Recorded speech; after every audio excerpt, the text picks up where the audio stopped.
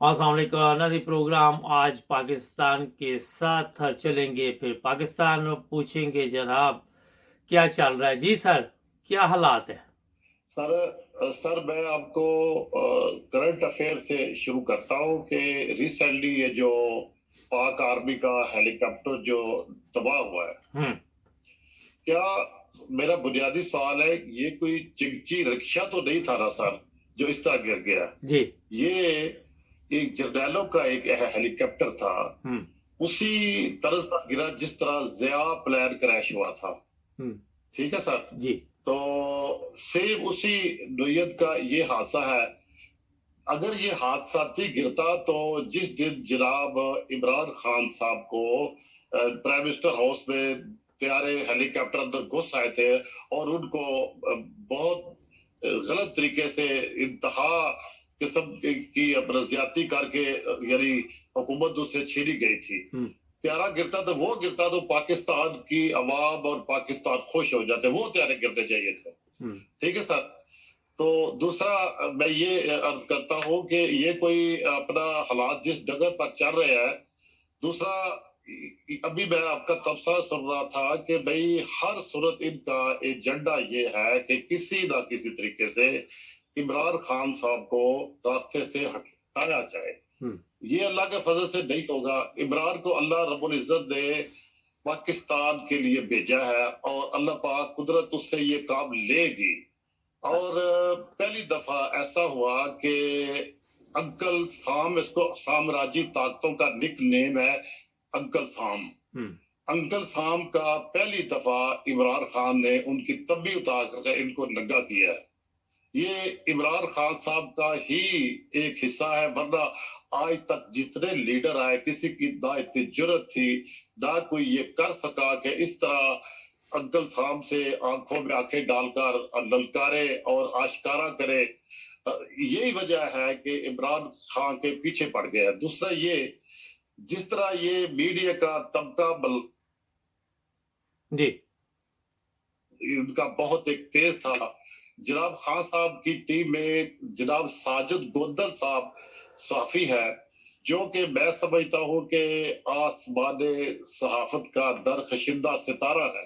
वो तबका लामतिया और लफाफा तबो सहाफियों को इस तरह गोशमाली करते हैं, इस तरह ताबड़तोड़ हमले करते हैं, वो बड़े तौत्तर से और बड़े अच्छे तरीके से उनको ये मतलब अकेले ही बारी है सब पर अल्लाह के फजल से साजिद गोंदल साहब जो है। और इसी तरह जिस तरह खान साहब के पीछे पड़े, इसी तरह ये साजिद गोंदल साहब से हसद करते हैं तमाम लफाफा थम्बू मलामती तबका मलामतिया जो है, ये है जनाब अली। अच्छा, तो ये क्या बताइए आप समझते थोड़ा सा, मैंने कहा हेलीकॉप्टर की बात करते हैं कि जी जो शुरू में इतला आई ट्विटर पे वो ये थी, जो हमारे पास भी है, कि अमेरिका ने ये जो है वो हेलीकॉप्टर गिराया है ड्रोन के साथ। अब मुसीबत ये अगर ये कौम को अगर सच बता देते हैं तो अमेरिका को तो पहले ही बड़ी कौम खिलाफ है, एक नया कट्टा खुल जाएगा, एक नया मसला बन जाएगा और फिर नफरत में और भी इजाफा हो जाएगा। कहीं यही वजह तो नहीं कि वो ठीक बात बताने के लिए अब बहाने तलाश कर रहे हैं जो जिम्मेदार लोग हैं? सर जिस तरह ये साजिश जब शुरू हुई थी तो हत्तल वसा ये कोशिश कर रही, ये जो इम्पोर्टेंट गवर्नमेंट आए इनका सारा जोर ये था कि ये मान लिया जाए कि जनाब पाकिस्तान के खिलाफ कोई साजिश नहीं हुई। ये सारा ताकत इसीलिए लगा रहे, असम्बली में भी, हर फोरम पर, हर जगह पर, अदालतों में भी ये साजिश नहीं हुई जी, ये साजिश नहीं भाई। क्या हुआ है? साजिश नहीं हुई तो और क्या हुआ है? मतलब अपना ये कोई छोटी बात है? मतलब ये मैं कहता मुल्क इंतहाई नाजुक और इनकलाबी हालात से गुजर रहा है और ये जो महीना है अगस्त का बड़ा इंपॉर्टेंट है, बहुत इंपॉर्टेंट है। अच्छा, आप देख रहे हैं कि कोई इंतखाबात का ऐसा ऐलान? मैं तो नहीं देख रहा, मुझे तो नजर नहीं आ रहा कि ये इतनी जल्दी जाने वाले। बिल्कुल आप दुरुस्त कह रहे हैं। ये जो इनके इक़्तिदाबात है इस चीज की गमाजी है कि इनके अजायब कुछ और है। जो इंतखाबात कराने का मतलब ये है कि खान साहब भारी अक्सरियत से आ जाएंगे। تو یہ ہرگز نہیں چاہیں گے کہ خان صاحب باری اکثریت سے آئے. اس لیے انتخابات کا دوسرا نام یہ ہے کہ خان صاحب باری اکثریت سے اقتدار میں آنے والے ہیں. انتخابات کا دوسرا نام یہ ہے. تو یہ ہر صورت ان کو کبھی بھی یعنی ان کو یہ منظور نہیں ہوگا. اس لیے اپنے جو ممکنہ اقدامات ہیں وہ کر رہے ہیں. اچھا سر، یہ تو ایک چلے چل رہا ہے، مگر پنجاب میں جو ابھی میرے پاس اطلاع ہے کہ 25 مئی والے کیس میں ان سب کی کم بختی آنے والی ہے، اور اس پہ بڑا زبردست کام کیا جا رہا ہے. جو 25 مئی کو انہوں نے لوگوں پہ تشدد کیا، اس میں پولیس افیسر بھی تھے، اور ساتھ ہی ساتھ جو وہ ماڈل ٹاؤن قتل کیس ہے اس پہ بھی بات چیت ہو رہی ہے کہ کچھ نہ کچھ اس کا بھی نکالا جائے. آپ کیا سمجھتے ہیں کہ یہ کامیاب ہو جائیں گے پنجاب گورنمنٹ والے؟ سر جی اپنے طور پر تو یہ کوشش ہے کہ جہاں تک معاملہ 25 مئی کا جو ظلم پر بریت کی گئی تھی وہ تو ایک داربل کیس ہے. جو فاشسٹ حکومتیں آتی ہیں وہ اس طرح کرتی ہے، یہ کوئی نیا کام نہیں ہے. اہم چیز جو ہے سانیہ مارٹاؤن ہے. ہاں سانیہ مارٹاؤن اگر صحیح طریقے سے چلایا جائے، سر سانیہ مارٹاؤن میں پاکستان کا واحد شہری میں ہوں جو کہ اس کی موش گافیوں کو، اس کے اسرار و رموز کو اور اس کو وقوع پذیر ہونے میں کی جو باعث بنا، مجھے آج تک اس سانیہ مارٹاؤن میں دفعہ 109 کا اعزاز نہیں کیا گیا. وہ جو کہ انتہائی ضروری ہے، جہاں سے پتہ چلے گا یہ کس طرح یہ سازش تیار کی گئی تھی سانیہ مارٹاؤن کا. یہ ان کا وتیرہ ہے شریفوں کا، نوڈیوں کا، کہ جو بھی ہمارے راستے میں آئے، ہمارے اقتدار کے آڑے آئے، اس کو صفحہ ہستی سے مٹا دیا جائے. جس طرح یہ کرتے چلے آ رہے ہیں ڈے ون سے. قادری صاحب بھی اٹھے تھے تو ان کو یہ خطرہ پڑ گیا تھا قادری صاحب بہت اوپر جا رہے ہیں، ہماری سیاست میں گڑبڑ کریں گے. اور اس کے بعد قادری صاحب کو تو انہوں نے سانیہ مارٹاؤن کے سلسلے میں بگا دیا. نہیں، کیوں بگا دیا؟ ایک سوال ہے، جتنا وہ شور انہوں نے ڈالا ہوا تھا کوئی وجہ تو ہوتی ہے نا بھاگنے کی، کہیں وہ بھی تو نہیں خرید لیے انہوں نے؟ نہیں خریدے نہیں گئے، ہاں خریدے نہیں گئے. قادری صاحب خریدے ہرگز نہیں گئے، لیکن ان کے ہاتھ اتنے طاقتور ہیں.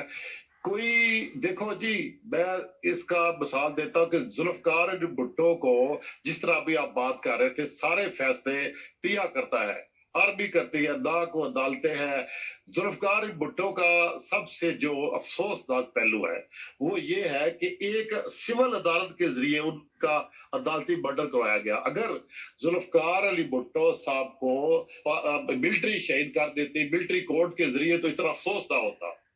ذوالفقار علی بھٹو کے تاریخی الفاظ تاریخ میں محفوظ ہے. وہ کہتے ہیں میں تاریخ کے ہاتھوں مرنے کے بجائے فوج کے ہاتھوں مرنے کو ترجیح دوں گا. یہ ذوالفقار علی بھٹو کا قول ہے. انہوں نے اچھا، ذوالفقار علی بھٹو کی ہم لوگ بات تو کرتے، آج ان کا بیٹا جو ہے وہ تو اس کو تو کوئی احساس نہیں کہ عدالتوں نے کیا کیا. وہ تو یہ سب میں تو اس کا بیٹا اس وقت پیدا ہی نہیں ہوا تھا، اس کو بتایا ہی نہیں، زرداری نے بتایا ہی نہیں اپنے بچوں کو کہ تمہارے دادا کے ساتھ کیا کیا گیا تھا، تمہارا دادا کا دشمن کون تھا، تمہارے دادا کا کیا مقام تھا. وہ ذوالفقار علی بھٹو نے 73 کا آئین دیا، آرٹیکل 6 بنایا اور پہلی دفعہ سرزمین بے آئین کو آئین دیا. یہ ان کا کارنامہ ہے.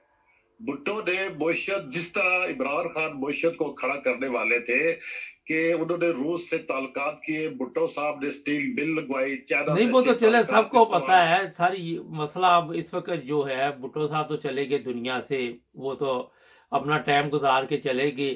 مگر یہ بربادی کا آغاز بھٹو کے دور سے یہ ہوا ہے. جو ہماری ریسرچ ہے، پہلے پاکستان کی عزت تھی، وقار تھا، مگر جیسے ہی ذوالفقار علی بھٹو آیا، روٹی کپڑا اور مکان کا نعرہ بھی لگایا جو کسی کو بھی نہیں آج تک ملا پاکستان میں.